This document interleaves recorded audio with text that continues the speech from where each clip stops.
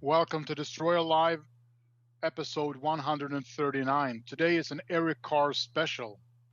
Who was Eric Carr? He was born Paul Charles Carvello on July 12th, 1950, in Brooklyn, New York. He grew up with his parents and two sisters, and he started to play drums in the 1960s.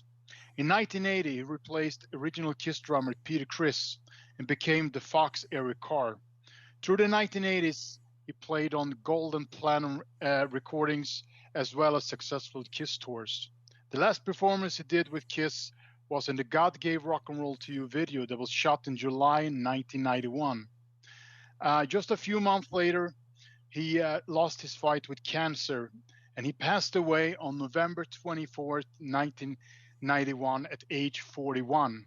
And he will be missed and loved around the world at all times. And here we are 30 years later. And now a very special episode with John Walsh, who used to be Eric Carr's drum technician on the Hot in the Shade tour, the very last tour that Eric did with Kiss. Enjoy this.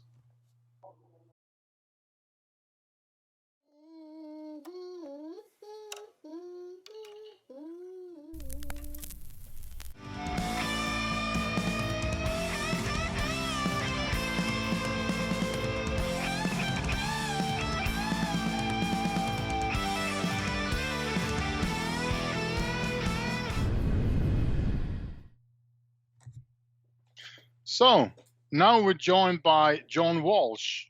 You might wonder who that guy is. He's actually Eric Carr's drum technician on the Hot in the Shade tour, the very last tour that actually Eric did with Kiss in 1990. And welcome to the Destroyer Live podcast, John. Welcome. Hey, great to see you guys. Thanks for having me. I Yeah. really Thanks very much for doing this, because it was a little bit tricky to find you, but you know, if you search long enough, you will find the guys you're looking for. So we're, you know, very pleased to have you on the show. Thank you. It's great. I'm just so happy that you guys were so diligent in putting all this together. And it's great to know that after 30 years of Eric's passing, that people still are interested and still care about him. I know that I do, but for me, it's just nice that people have never forgotten him. Yeah, and that's also the reason why we're doing this special, is because, as you said, you know, it's on the November 24th. It's actually 30 years ago since Eric passed away, and he lost his fight with cancer. So, and he passed away, you know, the same day as Freddie Mercury. So, sadly for Eric, you know, Freddie Mercury got all the attention, but you know, that's the way it is. So, but we're gonna start with you, John. You have some kind of musical background, of course. That's how you started before you got into the business. What was your life like, you know, then? Well, I was a drummer. You know, well, once you're a drummer, you're always a drummer. So I was a drummer playing in club bands, bars, that sort of thing like that, mostly cover tunes.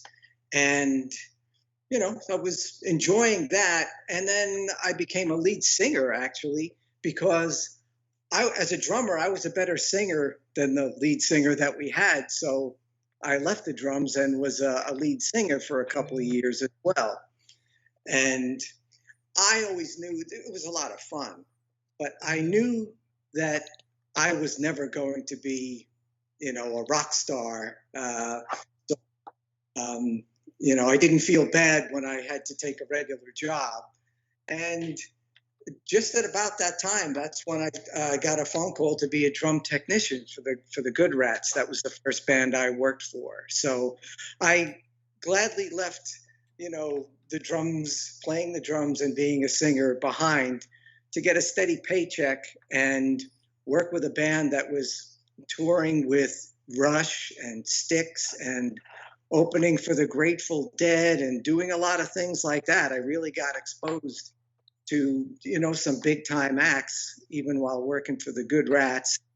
And were Bruce Kulick in the band when you start to work with him?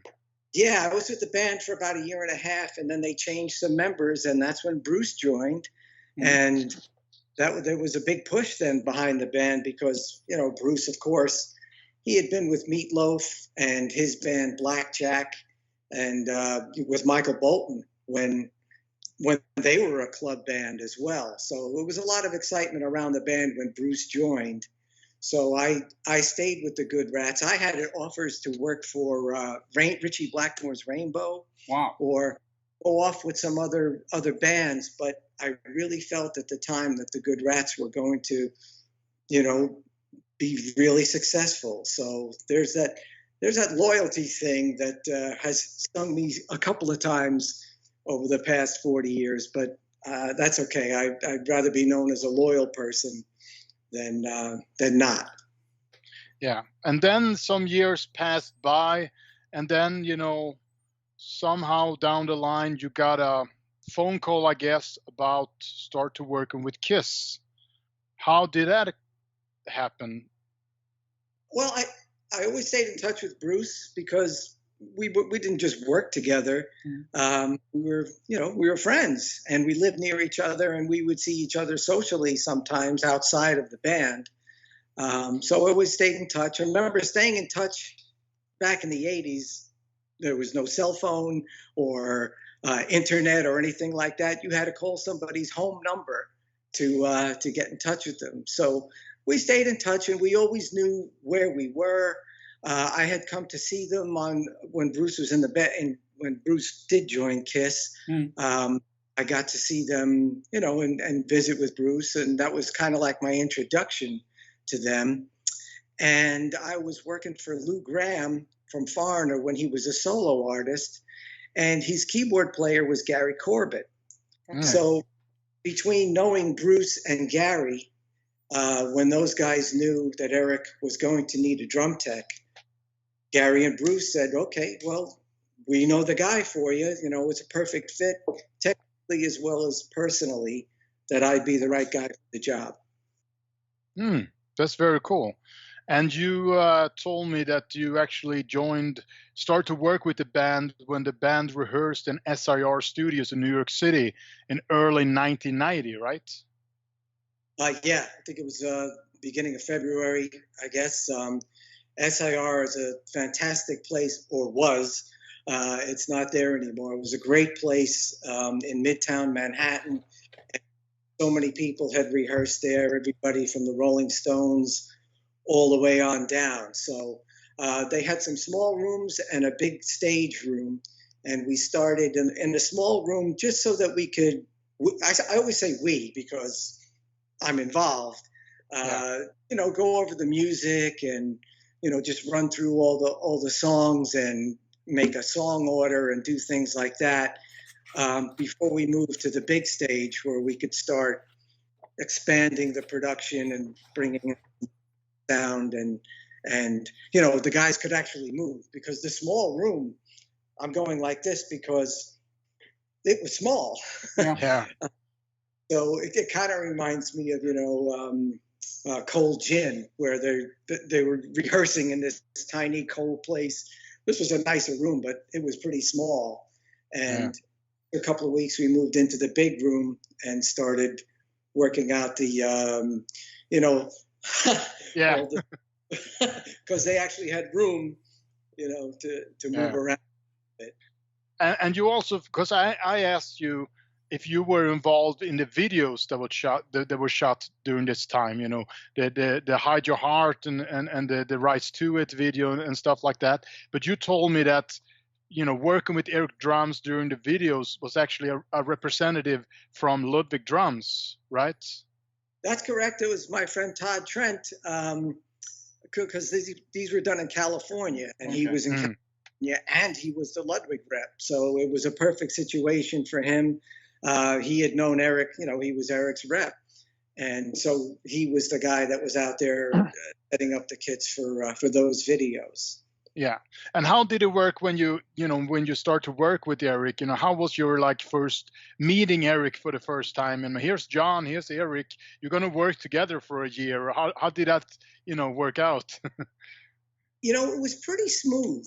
We were New Yorkers, and that's, when you have that sort of thing in common.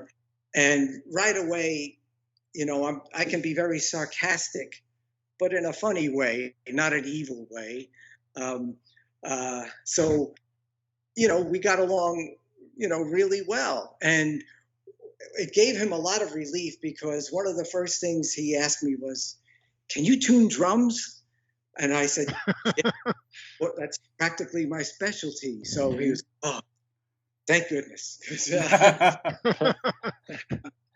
I'm not knocking anybody that he'd had before, but Eric probably had to put a lot more effort into tuning his drums. And I said, "No, I'll take care of that, because I understand what they're supposed to sound like, and I play the drums myself." So that was a good vaulting point, because he was like, "Okay, this is great," and then we went out to lunch and and had a meal together, and that was the beginning.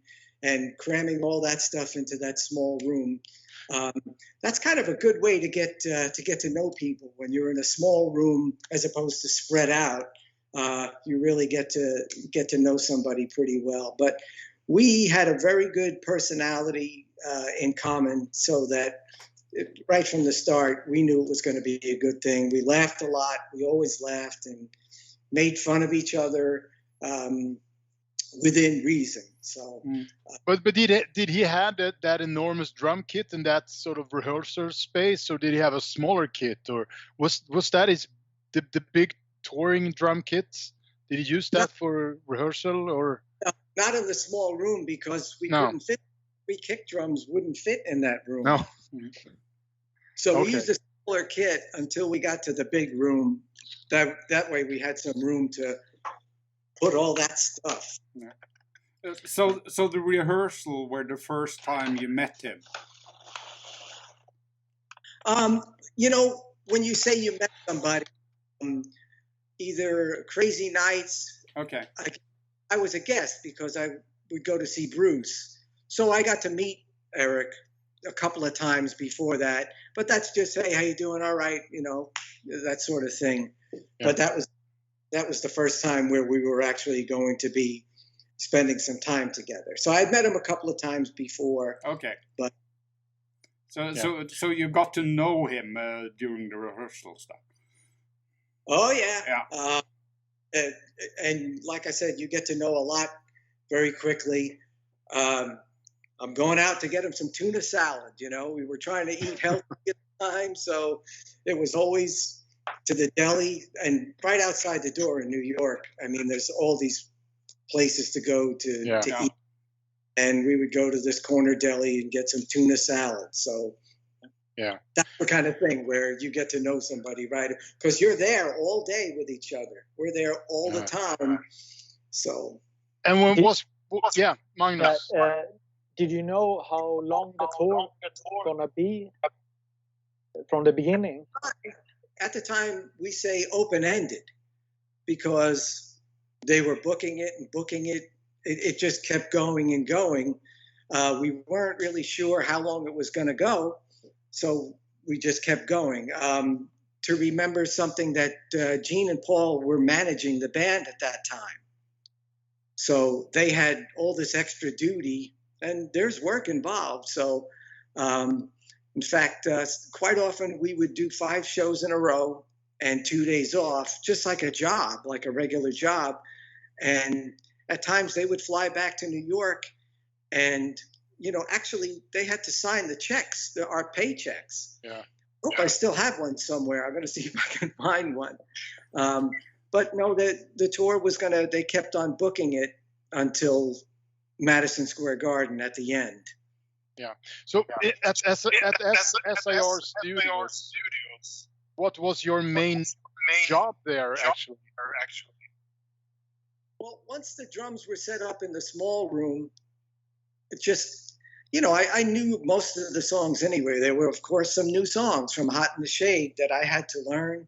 Rise to It and Betrayed, and songs that I hadn't heard on the radio yet. So I had to learn every note of every song, because I would take Eric's vocal mic in and out during the song. When he wasn't singing, I had to take the mic out. So basically, learning the songs and eating tuna salad. There's a lot of rehearsals. There's a lot of waiting around and hanging out,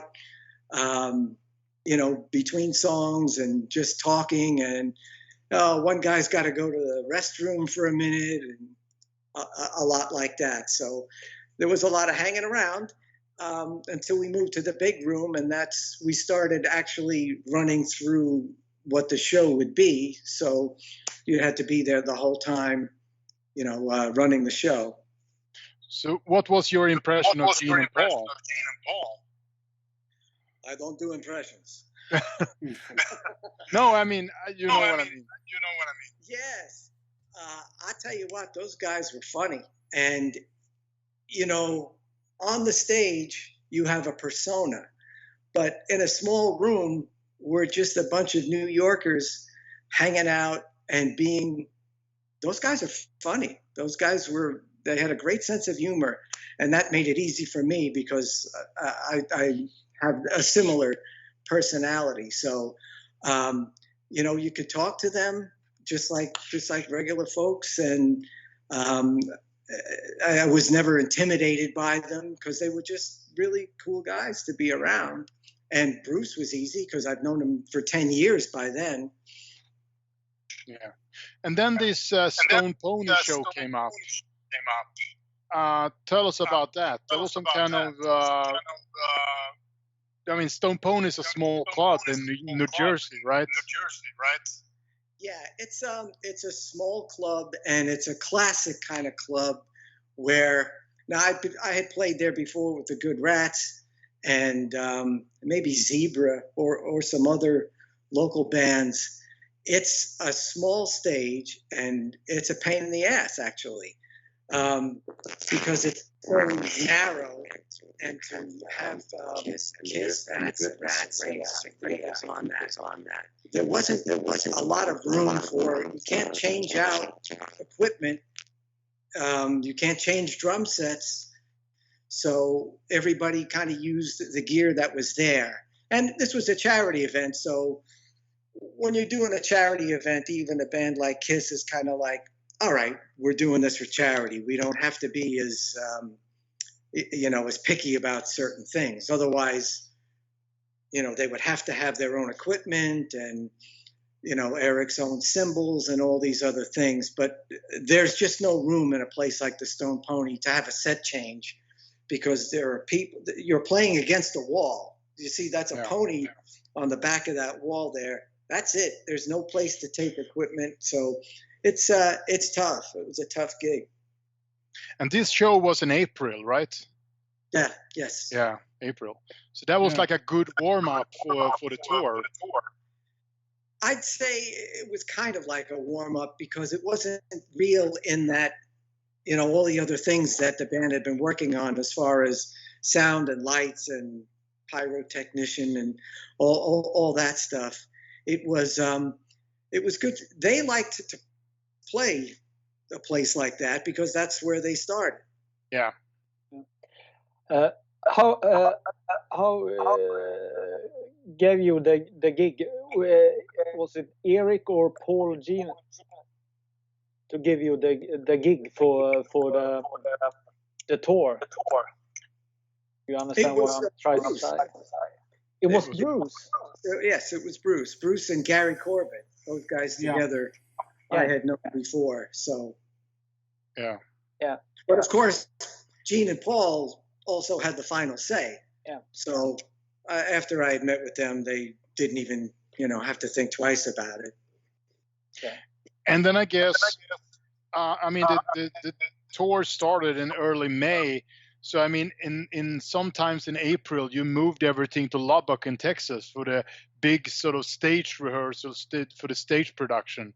Can you tell us, there must have happened a lot of stuff during that time. Can you tell us a little bit about that?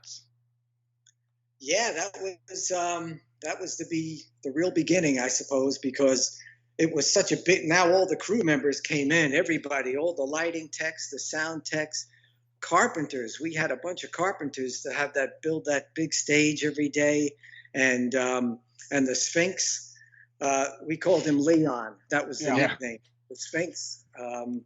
So it was all of a sudden, there's a lot of people there. So the big stage, the big drum riser, all of that, all the other equipment that we brought in, that was exciting, and it was all day, every day, up until the evening, up until nighttime, working on the songs and all the other things that go along with a KISS show.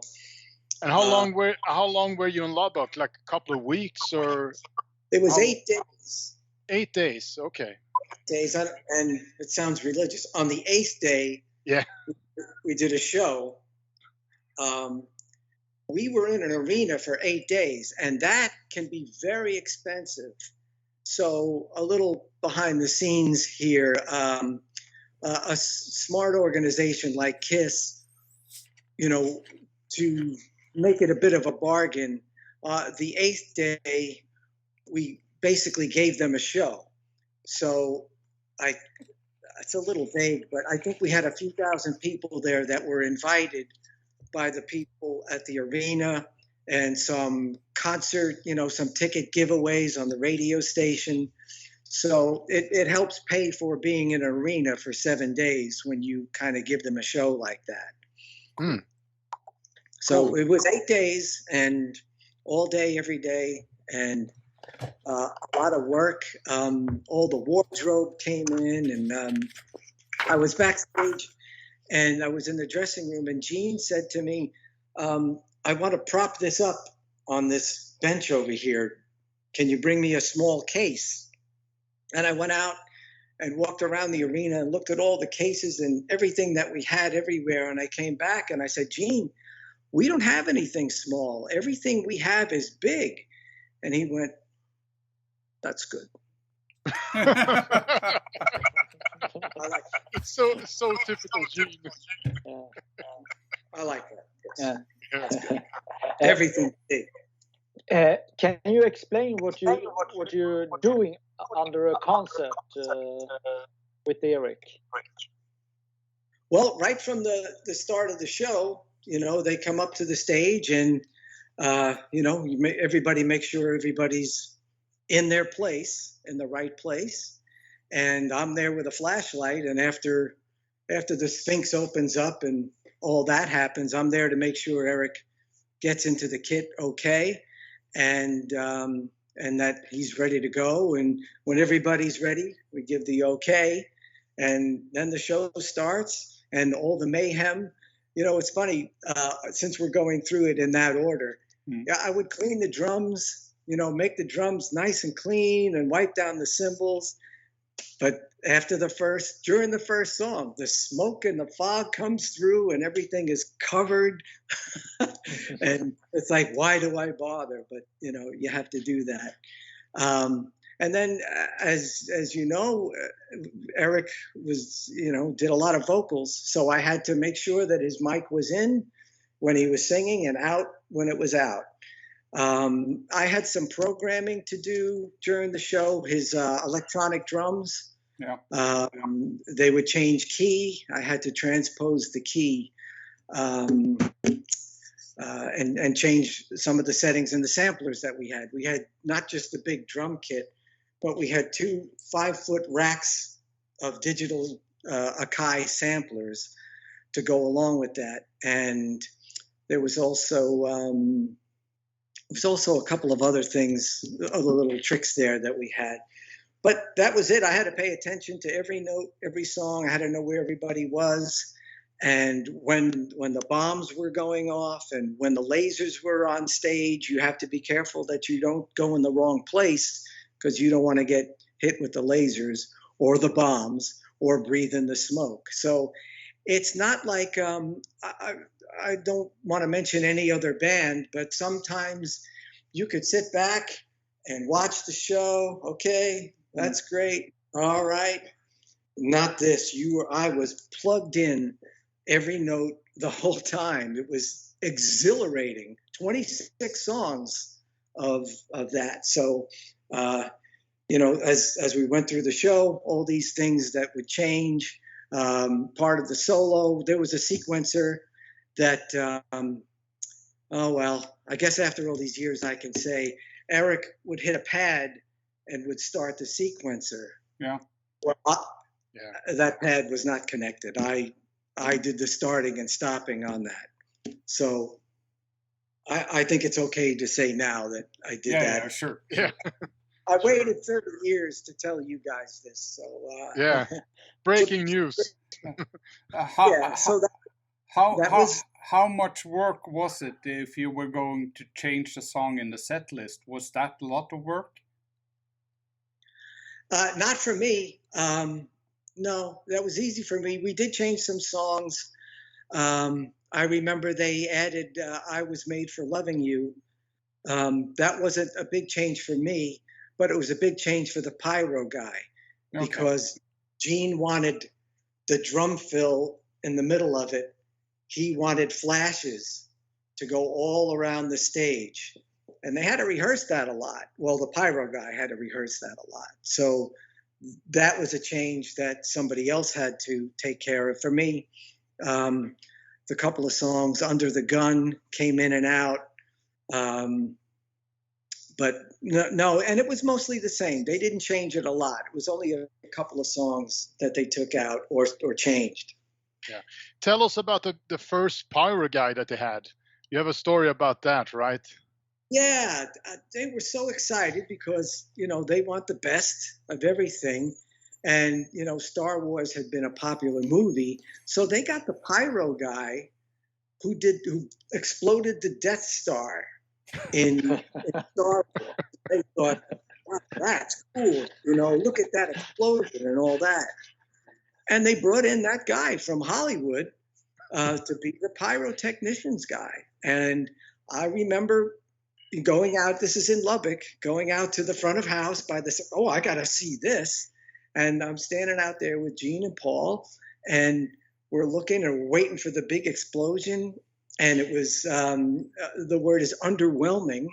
It was kind of like pop, pop, pop, pop, pop, which may look good on a movie screen, but they looked at each other and said, no, this is not going to work. We want someone that's going to shake the shingles of the building. So they let him go, and they brought in another company that had really big explosives. Yeah. So a lot of people didn't make it out of Lubbock. Yeah, okay. But you did, so. I did. You did. It wasn't until the tour buses showed up, and if you had a bunk on the bus, you knew that you made it. Yeah, that's good. It's like being on a football team or something, You made it in the team, Yes. Yeah. Do you remember the highlight for Eric under the concert, and for you, the highlight of the concert? A highlight? I'll try to think. Well, there was always a special moment for me. Always after the first song, Eric would turn around and look at me and go like that. And I would, he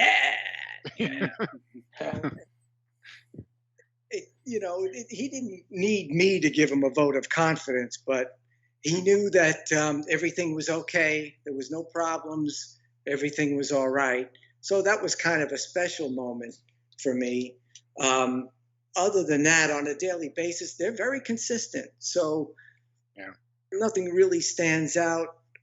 Just like every day when the show was over, it was like victory. That was the feeling that I had and the crew, because, all right, this isn't easy, but we made it. Yeah. So I have a question. Before the drum solo and after the drum solo, can you explain what happened with Eric before and after the drum solo? Well, it was what song did we do it in? It was God of Thunder, I think. I think so. Yeah. So he just kind of eased into the solo, and again, this is this is Eric. This is all him. This is his part of the show. So I have a little bit more pressure because I've got to do everything I have to do as well. So the solo had a lot of acoustic drums, and it had the heavy keyboard sounds and the Who song on the sequence. So we were all had to be tuned into that, and it was an exciting part of the show. And for Eric to have the back and forth with the audience, that was always pretty cool because they were there. You could hear them screaming and cheering. So that's a fun part of the solo. But afterwards, after that solo, he didn't lose it. They didn't have to do a slow song afterwards. So he really gave it all for the solo and for everything. If you watch this guy, boy, he really hit the drums as hard as he could. One time during sound check, he was hitting a drum and he said, "Oh, maybe that could be a little bit louder." And I told him, "Well, if you hit it a little harder, it might be louder." I said, "You don't play like that during the show, do you?" And he said, "No." And he was a little apprehensive there because I was telling him, "Now hit the drum the way you hit it during the show, and it's going to be louder, right?" Yeah. And he said, "Yeah, okay, okay." Yeah. So how was like a normal day for you on the tour? I mean, what you loaded in the morning? Can you tell a little bit about that? How the preparation for the show? You have to. I guess you told me that you have to build the set piece by piece, right? And you have to do that every day. I mean, can you tell us a little bit about that? Yeah, it was pretty consistent. It was probably, as always, 9 o'clock in the morning, but it starts with the lights and the sound. As a backline guy, we don't start right away. Okay. We would go to breakfast at 9 o'clock. And so the first couple of hours are all lights and sound, and everybody else is doing prep work. Like the Pyro guys are pounding their gunpowder and stuff, and rolling in the speakers and all of that. And then finally, the back line would come in, the band's instruments. And we had some time before we got to the stage because they would be building this big stage on top of the arena stage. So I would do things like, wipe down the cymbals and clean the drums still in their cases, just, clean everything up and be ready for when they finally gave us the stage. And, those 3 big kick drums would come out one at a time. It was hard to get cases up close to the stage, so we had to use a couple of stage hands sometimes to carry the stuff up. We had cymbal stands. Eric didn't want to use a rack system like people started using. Mm-hmm. He liked the look of all the cymbal stands, so that's a lot of stands coming up. So I would have a couple of people help me. I never let anybody touch the drums, though. Still to this day, working with Yes, nobody touches the drums. I'll take the drums out of the cases and I'll put them up there. That's something I've always done.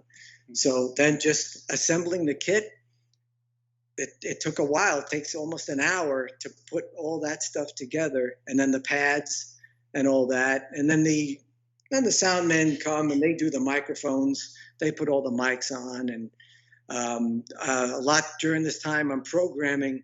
It's funny, those Akai samplers. Nowadays, you could have something that's this big that has all the sounds in it and a couple of buttons on top. But back then, you didn't. You had the floppy disks, and each took 3 minutes to load a disc, and you had to put 5 discs in every sampler. So that took a while. I would do other things. I wouldn't just stand there, but I knew that I had like 3 minutes to do something else. But, you know, assembling the kit, putting it all together, and, you know, wrapping Eric's drumsticks with, it's Coban is what it was called. It's like something you put on to cover a wound. Yeah. So I would have to wrap his sticks, and the drum solo sticks, which I don't have here right now. We would paint them like a bright orange or a lime green or something. It was all about standing out. Yeah. Noticed. Maybe some other time I'll find his gloves. He liked the black gloves, but he wanted them to be white on the front to stand out. And since we're talking about it, that's why he wanted the sticks to be painted white. Yeah, right. Cool. These were painted white from the factory, and that's not an easy thing to have the paint on it, and not cheap as well. For sound checks, we used unpainted ones. These are still in the bag. These are still sealed in the bag, and so are these. Very cool. So the air inside of this bag is from 1990. So That's pretty cool. And you must have, on the tour, you must have had hundreds of drumsticks, right? You must have had, you know. Oh yeah, the boxes. You know. Yeah, boxes of drumsticks. And the work box, I would have them, and I would get a box occasionally from the people, Collado, because they had to keep making them all the time, and they had to keep painting them. So there were always supplies coming in, lots of drum heads. How often did you change drum heads? Pretty much every other night. We could get 2 shows and 2 sound checks out of them. The snare drum I would change every night because he hit that a lot. I recently watched one of the links that you sent me, and just see from the front, it looks different. From the back, you know, from the front, I could see how hard he was hitting that snare drum. So I had to change that every night, and I had a couple of backup snares just in case he were to break it. So I'd be changing. Some heads got changed every day, some that he used more than often, and you know, cleaning the cymbals, just making sure that everything was you know, looking good, because it's all about the look as well. Of course. Sure. Did you have to take it all apart after the show also, or? Oh yes. Yeah. And still to this day, one of the most time-consuming things there is taking a wing nut off the cymbal. See that one there? Yeah. That takes more time than just taking a drum off and putting it in a case. We still have to do that to this day. But yeah, it takes a while. I never really timed myself, but always careful with everything. You never want to be in a hurry and drop something or break something. So, but that kit, I had to take it apart every night and put it in the cases, but that's the job. That's what you do. Yeah. I have 2 questions. Can you describe him as a drummer, and if Eric got sick, would you jump in for a gig? Okay. Well, that has happened, not with Kiss, but other bands, where all of a sudden I had to jump in temporarily. I did jump in once on a sound check. Kiss often played Led Zeppelin songs or some other music at sound check just to escape the boredom. And they played a song by the band Cream, Badge. Yeah. And Gene started playing the beginning bass notes to it, and Eric turned around and handed me the sticks and said, "I don't like this song. You play." I got to play with Gene and Paul and Bruce. I got to play the song Badge, and I sang the lead vocal. So that's the only time I got to jump in. with them. But what a thrill. Of course, there were no iPhones back then. There's no video, I think, of that. Unless, no, that was Lubbock, the video. The 6 hours from Exposed 2, I think that's from the whole tour. But well, it's been a long time since I saw it. Yeah, if there was ever a video of that would be amazing. But that was a big thrill for me to jump in. And Magnus, the other part of your question? If you can describe him like as a drummer, Eric, the good things and not the bad, but ups and downs. Yeah, as I said earlier, boy, he left it all on the field, as we say. He would play his heart out, and so good. And he was a really good timekeeper as well. He was just perfect for the band because he didn't try to overplay, and all of his fills were just right for the music. If you really listen to even Hot in the Shade and the other records that he did, he was technically perfect for the band, and really good. And he could do it live, and he could do it in the studio as well. Not all others were that good in the studio, as you guys know. You guys know more about this band than I do, and I lived with them, so you know that. But Eric was very good in the studio as well. When you have a 120 concert tour, how many times you get sick under a tour? I mean, real sick, but the show must go on. You understand what right. Yeah. I'm very fortunate for myself.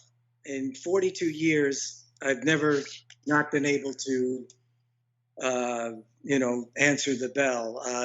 Once in a while on a tour bus, if somebody gets a cold, everybody gets a cold because we're living so close with each other.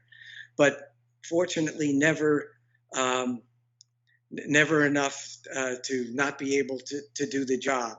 That's really important because if somebody were to get sick, it's, everybody else would chip in, I'm sure, to help out. But I've always been very lucky and very hardy, which has helped. You don't feel great every single day sometimes if you've done 5 in a row, and some venues are harder than others to play. The audience comes in and sees the same show every night, but some venues are more difficult with backstage, with the trucking. Sometimes it's a far distance from where the truck can get to the stage. So there are a lot of factors. It's not quite the same every day.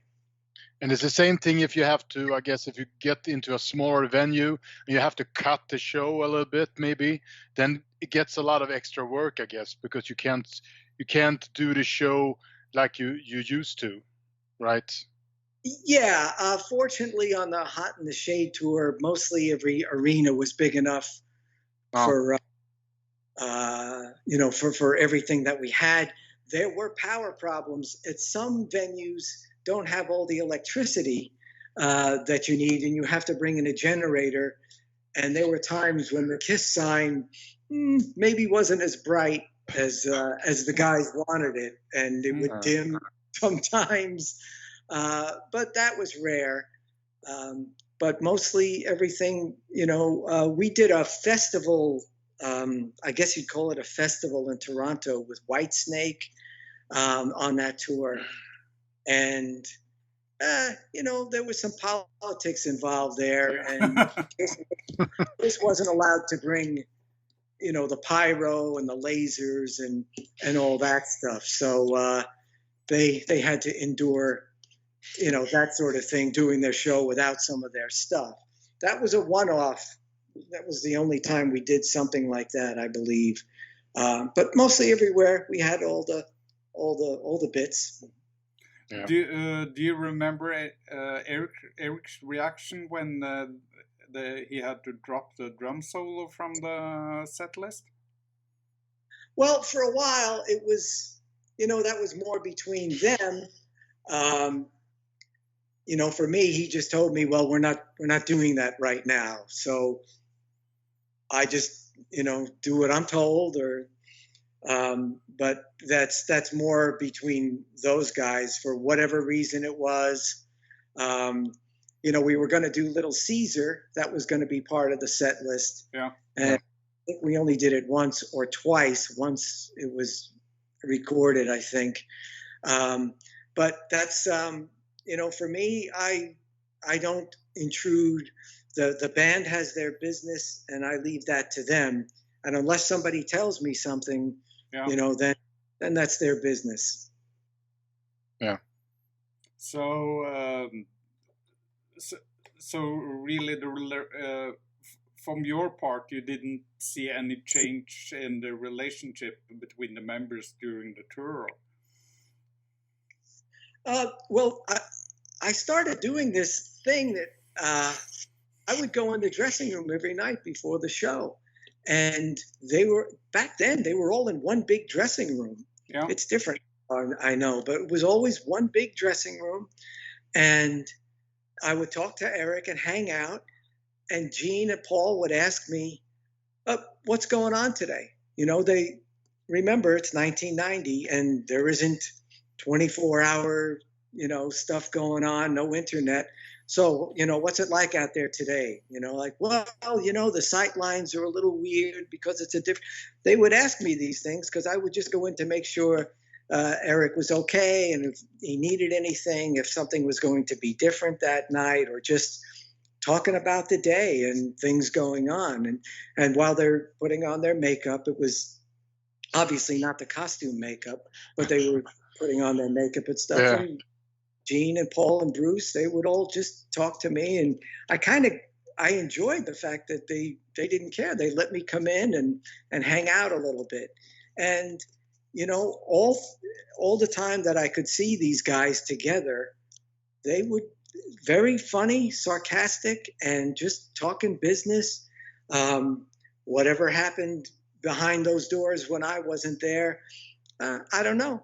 And some people, I see people writing things now about, they presume a lot of things. And sometimes presumptions kind of escalate. And people don't always know what they're talking about unless you're in the room there, or unless somebody says something to you. I wouldn't presume anything.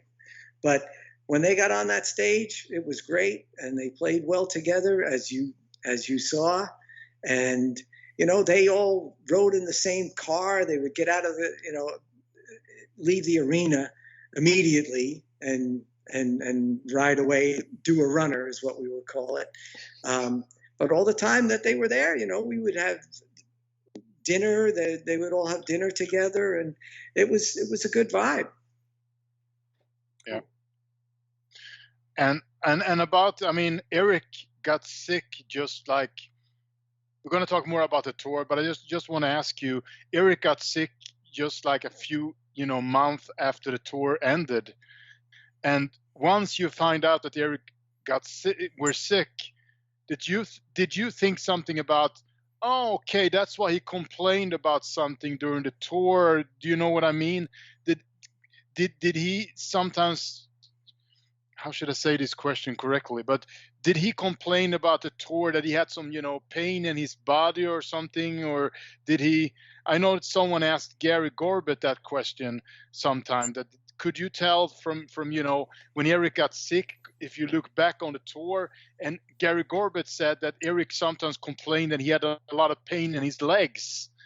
But I don't know if that was correct, but do you understand my question? Yes, as far as the cancer goes, there was no sign of anything like that. Eric had a pain in his knee, and I think he got a cortisone shot probably, but that's what drummers do anyway. Yeah. Your body was not made to play the drums. Yeah. So he had some knee pain, which makes sense because Yeah. of all the stress that he was putting on it. He had a little back pain, a little bit. So we got him a drum throne with a back on it because Blas Elias had one from Slaughter. Oh, and yeah. Eric said, "Oh, that's a good idea. Let's get one of those." So I got one of those, and he tried it once, and now I have it somewhere. So, Yeah. But normal drummer sort Yeah. of thing. Yeah. You know, well, nothing about being sick or having Yeah. cancer. Yeah. No, he was fine with all that. Yeah. Just Yeah. a knee problem, I think. Yeah. And of course, this was a really successful tour for the band. I mean, as you said, they were adding shows all the time, I guess. And when you came to, I don't know how much we're going to talk more about the tour, but when you came to November 1990, it was time for the Madison Square Garden show that happened to be the last show Eric ever did. Yeah. And can you tell us a bit about that show? I mean, that must have been a big homecoming. They hadn't played. They played in Madison Square Garden in 1985, but it was still a big prestige, I guess, to play the Garden. So that was like a big thing, I guess. It was a big homecoming, and exciting to end the tour there. That night, it was a special laminate. All the laminates that we used for the tour were negated, and they made up special ones that had MSG. I don't know how well you can see that. Yeah, it was cool. So that was a VIP pass, but it was a very special show. I liked what Paul said during the show. You know, Paul would speak to the audience occasionally during the show. And I liked when he said, you know, I used to walk, when I was a kid, I would walk past this place and say, I'm going to play there someday at Madison Square Garden. So that was fun that he mentioned that on stage. But it was a very special night, ending the tour, and it was home for everybody at that time. I don't know if Gene had a house in Los Angeles at the time, but of course it was Madison Square Garden, and very special and so exciting, you know, to end the tour there. Yeah, and I know that also Eric gave you like a camera so you could, you know, take a photo here and there during the shows, right? He always did that with his drum roadies. Can you tell me more about that? Yeah, basically that. You know, he wanted some pictures from the back, and it wasn't my camera. And remember, this was a film camera. So I gave them to him. So I don't remember seeing. I remember maybe seeing some pictures that I knew that I took. Let me see if I have this. There might have been something in this magazine. Yeah. Oh, okay. Yeah. I'm not going to look through it now, but this was a magazine that came out for the tour. I did see some picture somewhere, and I thought, hey, that looks like I took that picture. But yeah, because I think that his sister Loretta published a photo from Madison Square Garden on Facebook not too long ago. Might have been someone else. I don't remember, and I've been looking, you know, all over the Facebook for that picture, but I haven't found it because it was a picture from Madison Square Garden, and it's obviously you who took it because there was a picture of Eric, and it said something like Eric last show, you know, and it was a picture. So, but later where I can see that. So we'll try to find it somewhere. Yeah. One time there was a photographer allowed, not on the stage, but behind the drum riser was a different world.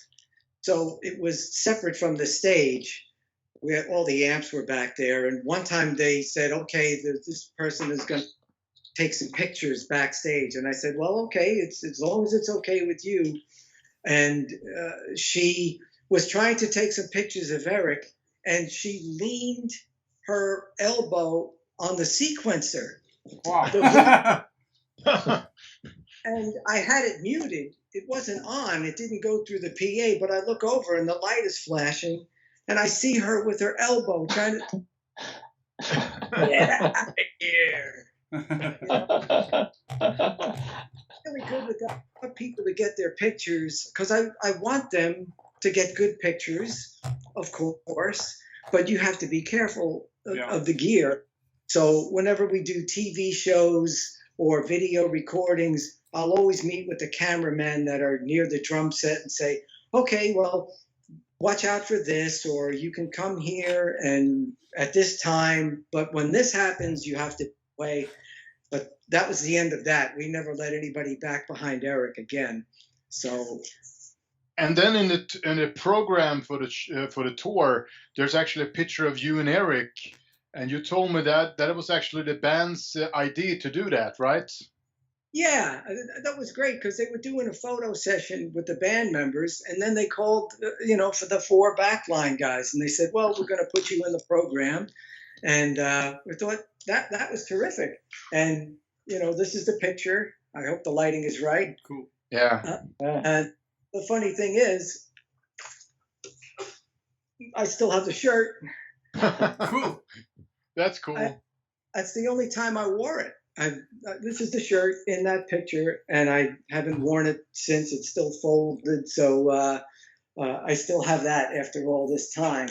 And the other part of that is in the book, as you know, it says Eric was John Walsh.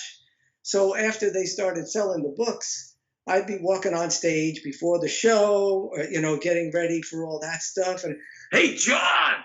John would start calling me, and I think, oh, do I have some friends here tonight? Or Salt Lake City. Do I have a friend in Salt Lake City that knows me? I realized that they all know my name and started calling for me. Give me a drumstick. Hey, John, I want a drumstick. So after I realized that, I stopped looking. Unless the name JW, which was a nickname of mine because John is such a common name. Unless you said that, I knew that you didn't really know me. Okay. That's a great story.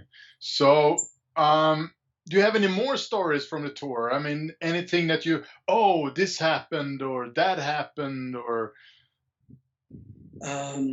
Let's see, off the top here, I told you about the photographer. That was the end of that. Let's see, it was so consistent.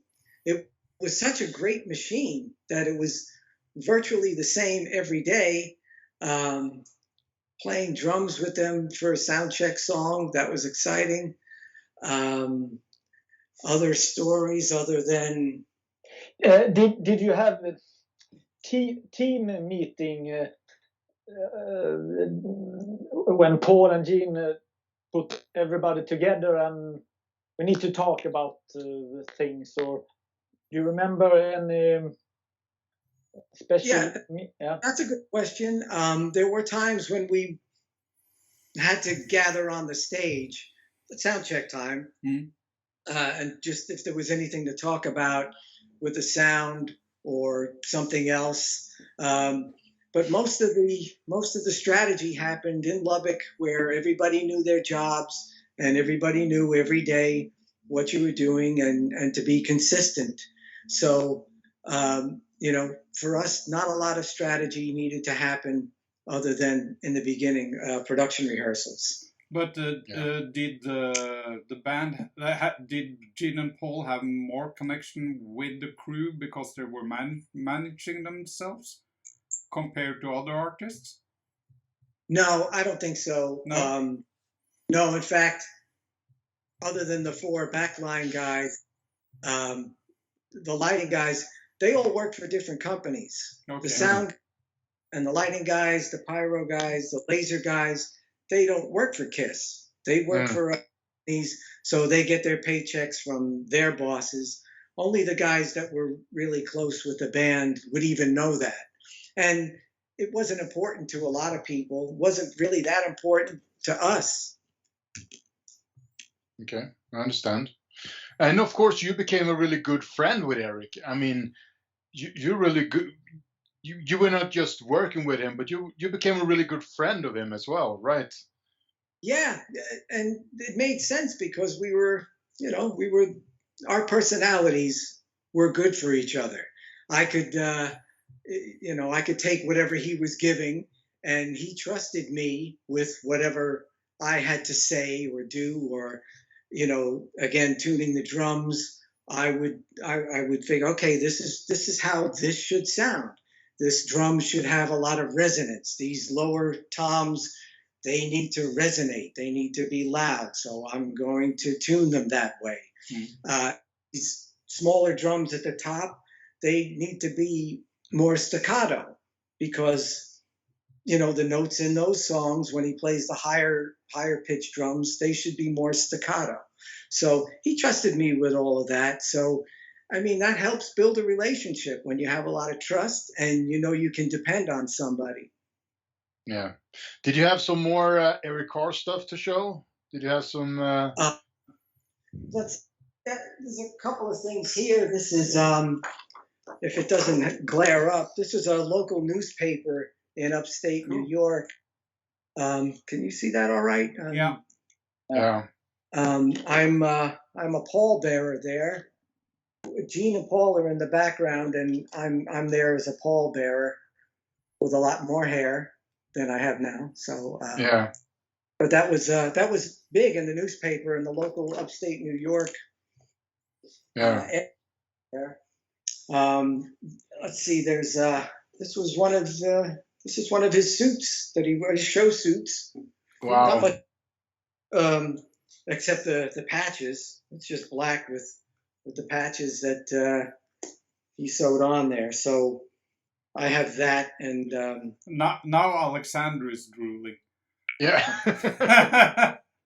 Say that again. Now Alexander is drooling because he collects outfits and stuff like that. Yeah. Yeah, it's a great one. There are some other things that I have that eventually could go your way. This is a sealed package of backstage. Wow. Wow. I have That's very cool. That's very cool. Cool stuff. I have a lot of these. Yeah. They did a pre-show. Yeah. Every night, right? Instead of an after show, because they would get in a limo and drive away while the lights were still off. I think also a lot of people who won, I think radio contest was a big thing back then. You won like a meet and greet thing with the pre-show thing in radio contest, I think. Radio stations did a lot of promotion for the band and things like that. Yeah, it was a good idea.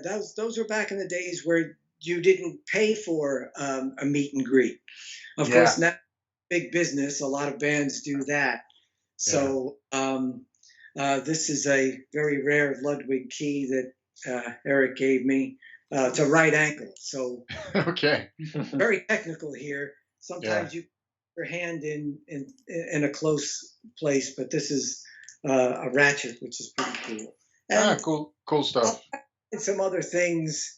I have some itineraries, some books to show you. There's one of Bruce's picks from, and these are everywhere because they would throw them. I'm sure you have some of them. Yeah, sure. So now the tour ended in New York City. It was a big success. And how was your reaction when you found out that Eric got sick? Can you tell us a little bit about that? Yeah, at the last show, I was so exhilarated that, okay, this is it. The show's over. We've done it. I did something that I really don't do anymore. I grabbed a bunch of drumsticks and I threw them out in the crowd because I was so happy, because I knew that there wasn't going to be a show the next night, because a lot of people went from show to show, city to city. And if you give drumsticks away to somebody, every time you give something to one person, 50 people hate you. Her gave it to them. So I stopped doing that. But I knew that there's no show tomorrow and nobody's going to say, why didn't you give me the drumsticks? So I grabbed a bunch of sticks and I threw them out, because I really believed at that time, okay, we've done it. I'm in. I'm in with Eric. I'm in with Kiss, and they're going to go forever. We knew that anyway. And I thought, okay, finally, maybe I don't have to go from artist to artist looking for jobs all the time. So that was a great feeling I had that night. And then soon after, Eric got sick. But when you're in the moment, you don't know how sick he's going to get. No. Cancer has touched all of us. Yeah. We all know what it's like, and sometimes you don't know how it's going to progress. Some people can beat it, and some people it just progresses and grows.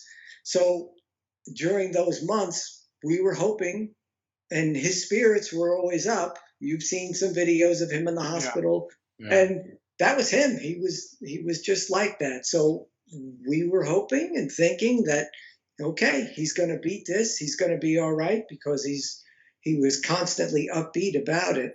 So you went to the hospital to see him, right?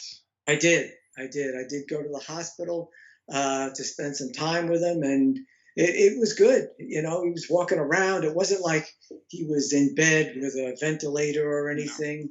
No. He was pretty good. And and he was always a fighter. He was always a little Caesar. So we thought that he was going to be okay. And of course, as we know, it just progressed and it got worse. But we thought that he would be okay. And right till the end, you never know with cancer. You never know. A few years ago, and it was similar at the end of a Yes tour. Okay, Chris, we'll see you, because we keep going and going and going. And then we thought he would be back. He got a substitute, but of course he passed before he could return as well. Yeah, and being a fan in that situation was quite strange as well, because this was a time without internet. And I think Eric got sick in like April or something, and I think I heard something about it in June that year. I was only 14 years old at the time, and I heard something about it. Eric was sick. But the thing that was confusing to me was that in July they did the God Gave Rock and Roll to You video, and Eric was in it. And I saw that video in September maybe or something, when it had a premiere on MTV. And, I thought to myself that Eric is in the video. He's fine now. He's, whatever the disease he had, I didn't even know if I know at the time that he had cancer. I don't remember. But whatever disease he had, he's fine because he's in the video. And I remember taping that video on a VCR tape, and I watched it over and over again.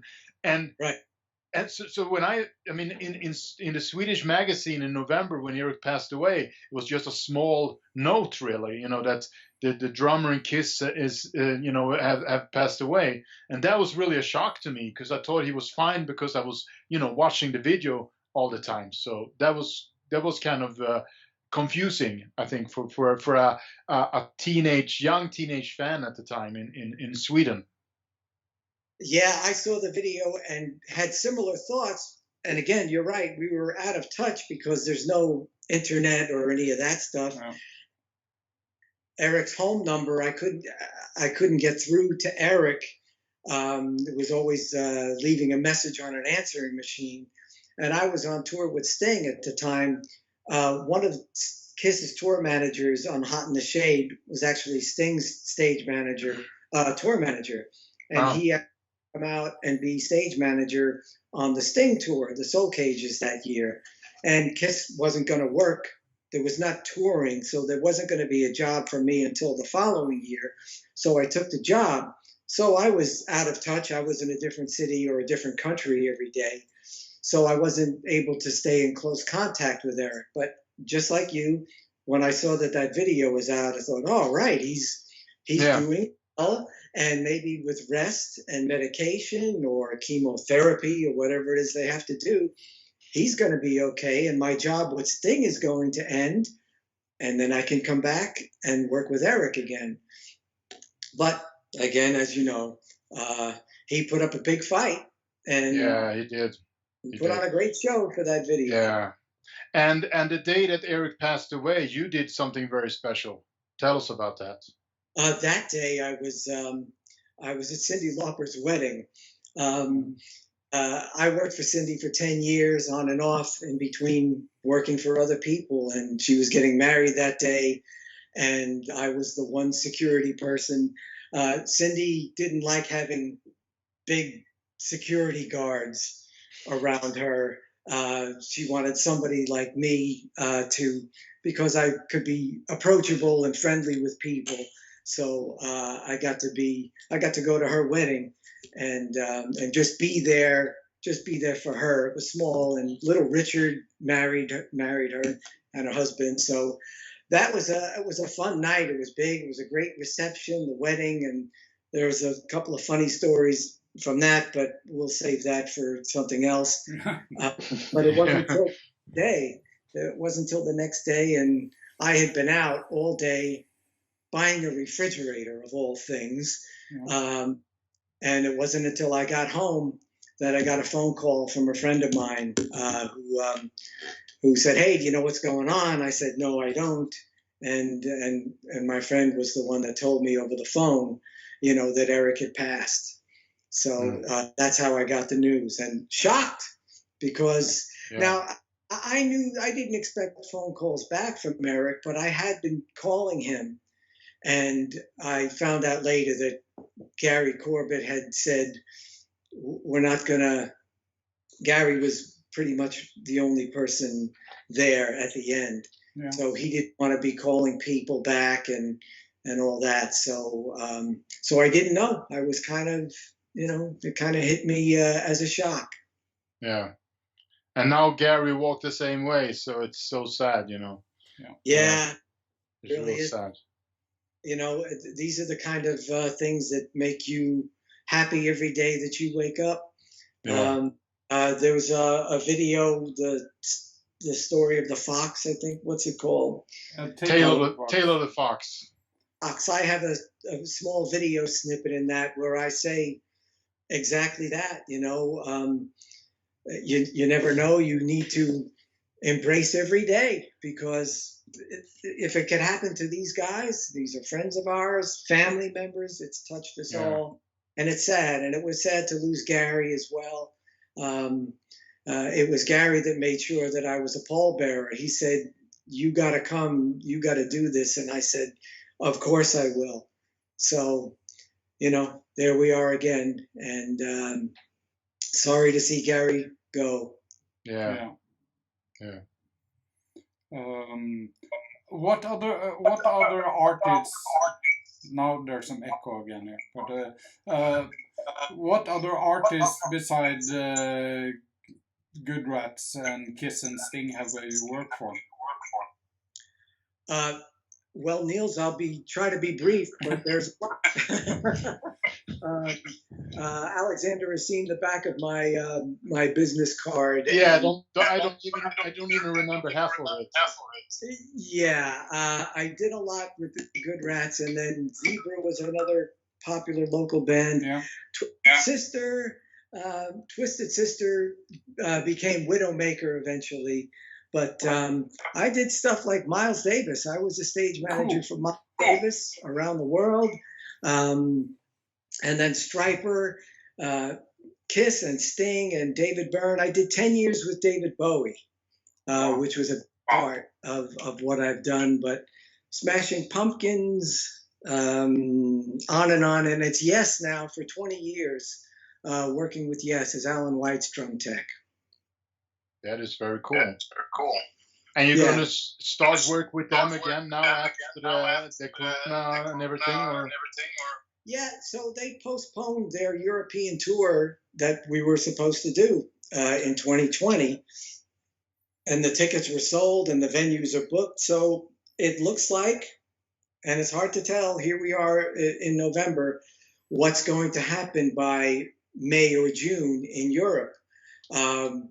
What are the restrictions? Do people have to have vaccinations? Are we going to wear masks?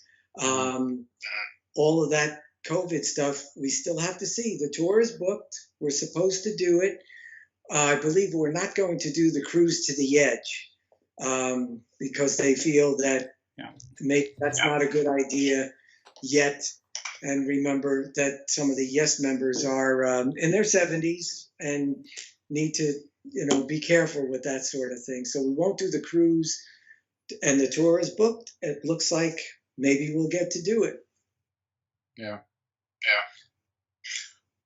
So maybe we're gonna end this, maybe. Yeah, I think so. Any other questions? Do you have any more, Magnus? The Hot in the Shade tour was not Motley Crue tour with party and. Oh, well, I will say that we had a good time. That's for sure. Yeah, it was a lot of hard work. Now I know that you guys can look at the pictures and the videos of Hot in the Shade and the big show. So it was a lot of work every day, but we were 30 years younger, and it was a lot of fun. I often used to say, this was more fun than I should be allowed to have. That's good. Mostly because when you enjoy your job, I loved the job. It was so much fun. Every part, every aspect of the job was like, okay, I'm working. It's physical. I'm putting a drum set together. I'm pushing cases towards the truck. But this is not a job that chooses you. You choose this job. So when it's a lot of fun, it hardly seems like work, even though physically it's a big job. But we had a good time.